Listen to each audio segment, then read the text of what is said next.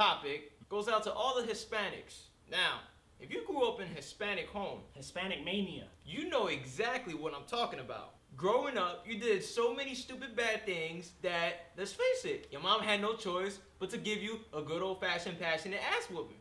And then, when you became older, you actually had the tenacity to go and confront her about it. Mom tends to say, I never hit you. What are you talking about? Really?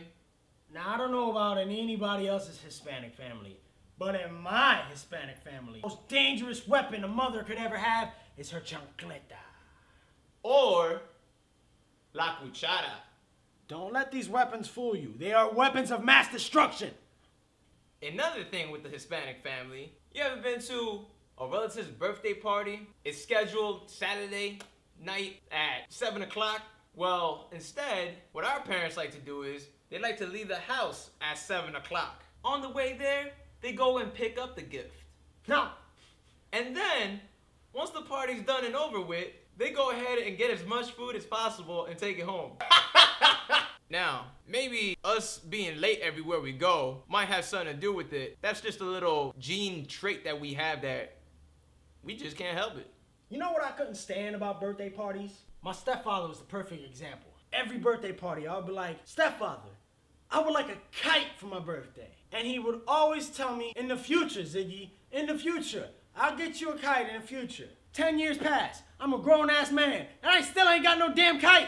Lies, stepfather, lies. I see you Hispanic stepfathers out there lying to your kids about getting them a kite. Don't lie to your kids. They will remember when they get old. See, kids are like elephants. They remember everything and anything. Whoa. And another thing is, we're pretty loud. Ah! I don't know about all y'all, but at least me, I was growing up with a dad who's deaf on one ear and half deaf in the other. Oh. I had no choice but to speak loud. So when then I got friends coming over, they're always wondering, why are you yelling at your dad? Why are you so mean to him? I'm not yelling at my dad, he's deaf. Let's face it, people. Spanish people tend to speak extremely loud. Now here's one thing I really don't like. Well, one thing I really don't like is if you're bald or you have really long hair, you're considered Mexican.